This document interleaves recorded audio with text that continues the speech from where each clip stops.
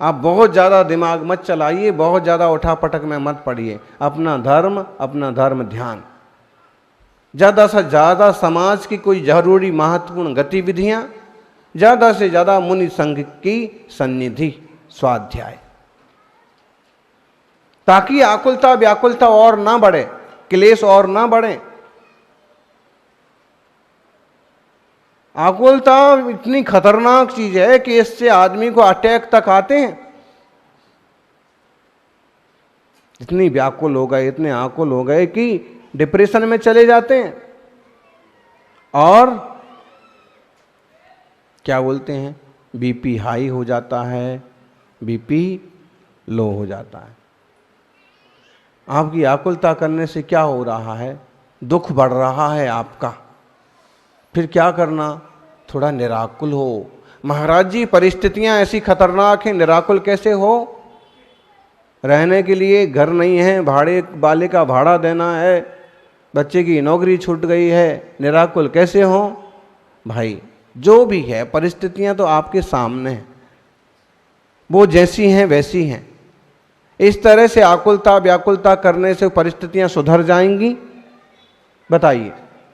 आप रोएंगे, आप दुखी हो जाएंगे, सिर झुका के बैठे रहेंगे, बहुत क्लेश करते रहेंगे, किसी को कोसते रहेंगे, इससे परिस्थितियां सुधर जाएंगी?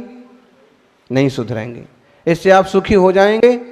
नहीं होंगे। फिर क्या उपाय? सबसे पहला उपाय यह है कि आप फिलहाल जब ये समझ है तभी आप थोड़े निराकुल होइए, इस आकुलता से बचिए। ये बात को आप स्वीकार करिए कि परिस्थितियां सचमुच ऐसी हैं। अब इसमें कैसे सुधार किया जा सकता है? तो सुधार करने के लिए कुछ प्रैक्टिकल हो सकता है तो करो, वरना उस वक्त इन सब जंजाल से थोड़ा सा चित्त को हटा करके निराकुल आत्म स्वभाव की तरफ नजर कीजिए। ना मैं कुछ लाया था और ना कुछ लेके जाने वाला हूं। अमोघ वर्ष मुनिराज का जो प्रश्नोत्तर रत्न मालिका है, इसमें बड़ा सुंदर श्लोक आया है। किम शौच्यम कार्पण्यम सति विवेकिम प्रशस्यमौदार्यम तनुतर्वित्तस्य तथा प्रभविष्णोर यत सहस्नुत्वम। प्रश्न है किम शौच्यम, शोचनीय क्या है? तो कह रहे हैं कार्पण्य। कार्पण्य का मतलब होता है कृपणता, कंजूसी। सति विवेकिम प्रशस्य मौदार्यम, और किसी के पास धन वैभव है तो उसके लिए प्रशंसा योग्य क्या है? तो कहा उदारता। तनुतर्वित्तस्य तथा, और बोले अगर किसी के पास पैसा नहीं है तो उसके लिए प्रशंसनीय क्या है? तो अभी उत्तर दिया उदारता। और जो शक्तिशाली व्यक्ति है उसके लिए क्या शोभा देता है, उसके लिए क्या प्रशंसनीय है? तो कहा है साहसनुत्वम। छोटी छोटी बातें हैं। सोचनीय क्या है? कृपणता। कुछ लोग होते हैं कि धन वैभव तो खूब होता है लेकिन पूरे कंजूस होते हैं। कंजूस होते हैं। कैसे कंजूस? आपने भी ढेर तरह की जूस सुने होंगे, हैं? बताइए। अगर आपसे पूछा जाए कि दुनिया में कोई भी जूस है, वो किसी ना किसी काम में आ जाता है, पीने के काम में, लेकिन वो कौन सा जूस है जो किसी काम में नहीं आता है? बताइए। लोग होते हैं, कुछ लोग होते हैं, समृद्धि है, वैभव है, धन है, पैसा है, सब कुछ है, लेकिन ऐसे चीज होते हैं कि बेटे ही बोलने लगते हैं कि हमारा बाप तो इतना कंजूस है। देखिए, किफायत बुरी चीज नहीं है। क्या बोले? किफायतशीर होना कोई बुरी चीज नहीं है, किफायत होना चाहिए। जहां पर ₹10 खर्च होना है, वहाँ 10 ही खर्च कीजिए। उसमें ऐसा भी दिखावा मत कीजिए, ऐसा भी प्रदर्शन मत कीजिए कि ₹100 खर्च करेंगे उसके बजाय। जो आदमी एक माचिस की काड़ी को लेकर के इतना तैस में आ गया, फिर भी जिन सज्जन ने सलाह दी थी कि भाई उनसे अपन बात करने चलते हैं, उनने कहा थोड़ा धैर्य रखो, अब आए हैं तो कुछ तो बात करके जाएंगे ही जाएंगे। तो उनने कहा कि सेठ जी, जब उनने देखा कि लोग खड़े हैं, कुछ वरिष्ठ हैं, कुछ परिचित हैं, तो उनने पूछा आप लोग सुबह कैसे आ गए? तो उनने कहा कि सेठ जी इसलिए आए हैं कि अभी मंदिर तो आप पता ही है कि बन गया है, अब आगे की विधि है, मंदिर के पास हमें स्कूल भी बनाना है, संत निवास भी बनाना है, और हम चाहते हैं कि इस बार जो सबसे मुख्य काम है वो आपके कर कमलों से हो जाए। तो उन्होंने कहा बताओ बताओ क्या बात है, सब अपने घर का अपने समाज का ही तो काम है। तो उनने थोड़ा उत्साह बढ़ता है ना, हैं? कोई अगर शुरू से ही मुंह बना देवे कि तुम्हें चतुर्मास कराना है तो तुम करो ना, तुम्हें मंदिर बनाना है तो तुम करो ना, हमसे क्यों, हमारे पीछे क्यों पड़े हैं? इधर उधर देखने लगे, आकाश की तरफ ताकने लगे। देखता हूँ, विचार करता हूँ तो समझ लो कैसा मन खट्टा हो जाता सामने वालों का भी। लेकिन जैसे उनने कहा कि भाई अपना ही काम है, बताओ, तो उनने बताया। तो उन्होंने कहा कि ठीक है, बहुत अच्छी बात है, क्या राशि है इसकी? तो उनने कहा बड़ी हिम्मत करके, अब जो निश्चय करके जो लिखा था आंकड़ा वो बताया कि पंचायत ने ऐसा निर्णय किया है कि 11 लाख रुपए। उन्होंने कहा कोई बात नहीं, आप बिल्कुल कभी भी 11.25 लाख रुपए और लेके जाइए और भगवान का एक कलश हमारी परिवार की तरफ से जरूर चढ़ाइए। जो और लोग थे तो सकते में आ गए कि मजाक तो नहीं कर रहे हैं कहीं। उन्होंने कहा कि हम लोग इसको पक्का समझें। उन्होंने कहा पक्का लो, एक चेक लो, ये साइन रहे मेरे, और इस पर आप लोग जब ज़रूरत हो तो ये भर लीजिए और ले लीजिए। इतनी बात हो गई तो उनने पूछा कि हमको एक बात समझ में नहीं आई, जब हम आए और एक दीपक जलाने के लिए काड़ी जल गई और आपने इतना जोर से मुनीम को डांटा। उन्होंने कहा देखिए, किसी भी चीज़ का दुरुपयोग नहीं होना चाहिए। आप विचार करिए कि जिस इंसान ने वो काड़ी बनाई है, उसने जहाँ से वो काड़ी आई है उसमें कितनी मेहनत हुई है। एक कागज़ का टुकड़ा तुमने लिखा, कुछ भी गूदा, इधर से उधर, उधर फाड़ फाड़ के और नाली में फेंक दिया। जिसने एक कागज़ का टुकड़ा बनाया है, जिसने इस कागज़ का निर्माण किया है, उसमें कितने लोगों का हाथ है, कितना कागज़ है, कितना भूसा है, एक प्लास्टिक का पेन है, एक पानी की बूंद है, कहीं घास है। सब चीज़ की अपनी कीमत है, सब लोगों की अपनी मेहनत है। इसलिए जीवन में आप कितने अमीर बन जाएं, किसी भी चीज़ का दुरुपयोग नहीं होना चाहिए।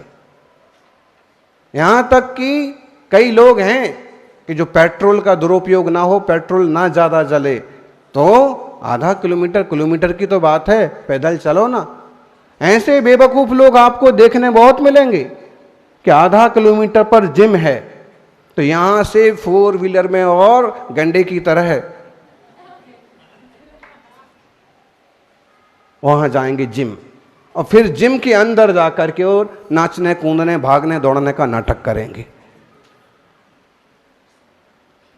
ये भी एक दिखावा हो गया कि हम जिम जाते हैं। अरे जिम जाते हो, उसमें दम नहीं है, किसी को जिमाने जाओ उसमें कोई दम है। इसमें क्या है, तुम शरीर की मेहनत अपनी बाहर कर लो ना। वहां तक गाड़ी से गए, उतना ही पैदल आके जाके चले जाते। हाँ, तुम्हें कहना था उसमें अंदर ना घुसते तो भी आप दोस्तों को बोल सकते हैं ना, मैं जिम गया था। अंदर नहीं गया तो क्या हुआ? हाँ, जिम तक तो गए ही थे ना, झूठ भी नहीं हुआ। तो फिजूल के प्रदर्शन करने का क्या मतलब है? ये जिम के लिए खर्च करेंगी। और अम्माओं का ना हैं, महीने 2 महीने में एक बार तो कहाँ पर क्या मतलब है, क्या ज़रूरत पड़ी। दूसरे लोग पूछते हैं, आजकल एक फैशन का एक सिस्टम है कि महीने भर में 1-2 बार शॉपिंग होना चाहिए, 1-2 बार ब्यूटी पार्लर जाना चाहिए, 1-2 बार किट्टी पिट्टी पार्टी होना चाहिए, कुछ भी। क्या मतलब है, दिखावे से क्या मतलब है। आप उसका सदुपयोग करो। आप वही चीज ऐसे वर्ग के साथ कीजिए जिसके लिए वो उपयोगी है। पार्टी ही करना है तो ऐसी कंपनी बनाइए, ऐसे लोगों के बीच में जाइए कि जिनके लिए उपयोगी है वो। तो कंजूसी बहुत बुरी चीज है, लेकिन कृपणता बुरी चीज है, क्योंकि जोड़ जोड़ के लोग रख जाते हैं और फिर किसके काम आता है वो जोड़ा हुआ धन? किसके काम आता है? या तो बेटे निकल जाते हैं रद्दी, वो खा पी करके सब बराबर कर देते हैं, या फिर किसी सरकारी अधिकारी की नज़र पड़ती है वो लूट ले जाते हैं, या फिर चोर डाकू बदमाश। कभी भी अपने जीते जी अपनी कमाई का 10%, कम से कम 5% धर्म ध्यान और दान में जरूर निकलना चाहिए।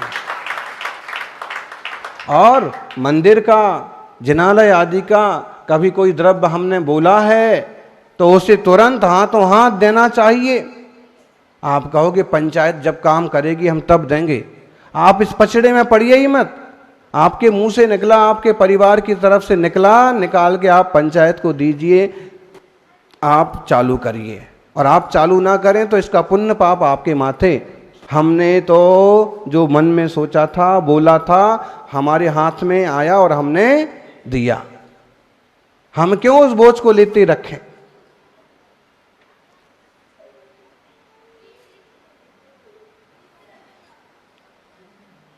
अच्छा परिणाम नहीं होता है। कुछ लोग ऐसे करते हैं ना कि मंदिर की संपत्ति का, मंदिर के धन का इस टाइप से उपयोग कर लेंगे कि जितना उनको दान बोला है उतना तो उनका उसमें ब्याज निकल आएगा। बताइए तो उसको पुण्य लगेगा क्या? नहीं। अच्छा कभी आप लेट हो गए ना तो ब्याज सहित दो मंदिर में, फिर कि भाई मैंने 5,000 बोला था लेकिन अब 1 साल बाद दे रहा हूं, तो इसका जो ब्याज होता है 200 रुपये 500 रुपये जो भी ब्याज होता है वो ब्याज सहित में। उदारता होना चाहिए। दीन दुखी गरीब कमजोर लोग दिखते हैं उनकी सहयोग करें। और विवेकिम प्रशस्य मौदार्यम, उदारता प्रशंसनीय है। और तनुतर वित्तस्य तया, कोई अगर गरीब आदमी है तो वो क्या करे? बोलो। कुछ कमजोर वर्ग के लोग आते हैं, कहते हैं महाराज जी ऐसा कुछ आशीर्वाद दो कि हम भी बड़ा दान करने लायक बन जाएं। हमारे तो अपने ही परिवार नहीं चलता, हम क्या दान करें? गरीब का भी दिल होता है, दिल तो सबका होता है। एक डॉक्टर के पास फोन आया कि हमारे यहाँ मरीज बहुत बहुत बहुत ज़्यादा बीमार है, हम हॉस्पिटल भी नहीं पहुँच सकते। और बड़े बहुत बड़े डॉक्टर और बड़े उदार डॉक्टर, उन्होंने जैसे ही फ़ोन सुना तो चल पड़े और बाहर ऑटो रिक्शा खड़ा था। देखा कि उनकी गाड़ी तो खड़ी है लेकिन ड्राइवर उपलब्ध नहीं है, तो ऑटो रिक्शा खड़ा था। उससे कहा कि भाई मुझे वहाँ तक छोड़ दे, तो उसने बिठाया, चलो। और रास्ते में उसने बात भी की कि आपकी खुद की गाड़ी रखी, आपने मेरे को अवसर क्यों दिया? तो उन्होंने कहा ऐसे ऐसे केस आ गया।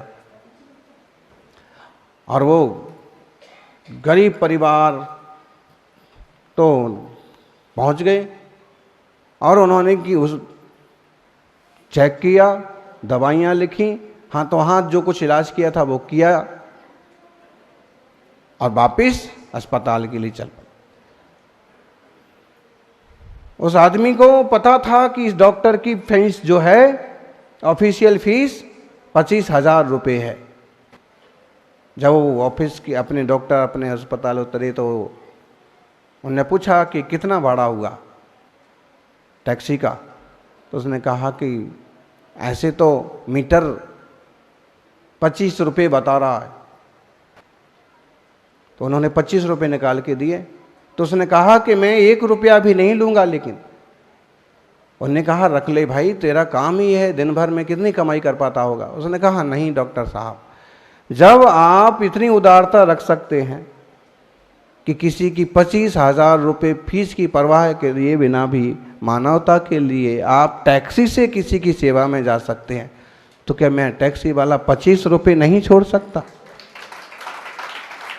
उनने कहा कि भाई तुम गरीब आदमी हो, मेरा तो कोई दूसरा अमीर है, क्लाइंट्स आ गया कोई और, तो मेरा तो हो जाएगा, 2-4 भी मरीज आ गए तो मेरा काम हो जाएगा, तेरा कैसे होगा? तुम गरीब आदमी है, 25 रुपये रख ले। उसने कहा कि गरीब हुआ तो क्या हुआ, क्या गरीबों की दिल नहीं होता है? इसलिए जब आप 25,000 का दान कर रहे हैं तो मेरे 25 रुपये भी इस तरह के औसत दान में समझ लीजिए। तो गरीब आदमी हैं आपके, आप मान लीजिए आपके पास नहीं है उतनी सारी व्यवस्थाएं, भावनाएं तो हैं, भावनाएं तो हैं ना। शरीर से तो कुछ काम कर सकते हैं, शरीर से तो सेवा दे सकते हैं, उस तरह से भी कर लीजिए, आपको पुण्य लगेगा। और जो बड़े लोग हैं, सक्षम लोग हैं, उनकी प्रशंसा क्या चीज में है? तो बोले कि उदारता। सब जगह एक ही उत्तर है, सहनशीलता, उदारता। आप शक्तिशाली हैं और किसी ने आपके लिए गलती कर दी है, तकलीफ दी है, तो भी आप सहनशील बनिए, कोई बात नहीं। किसी और को संकट में डालना, दुख में डालना कोई बुद्धिमानी नहीं है। खुद सहनशील बने, हम उदार बने, सहनशील बने, क्योंकि यह जीवन की शोभा है।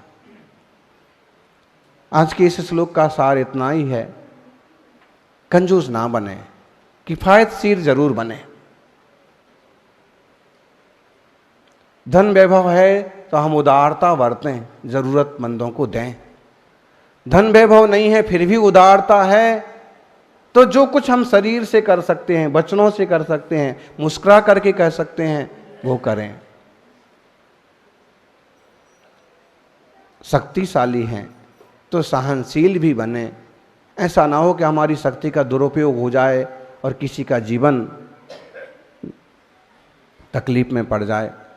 ऐसे मंगल विचार वर्धमान शासन में हम सबके भीतर भी परिपक्व हों, यही मंगल भावना। जय बोलिए 24 तीर्थंकर भगवान।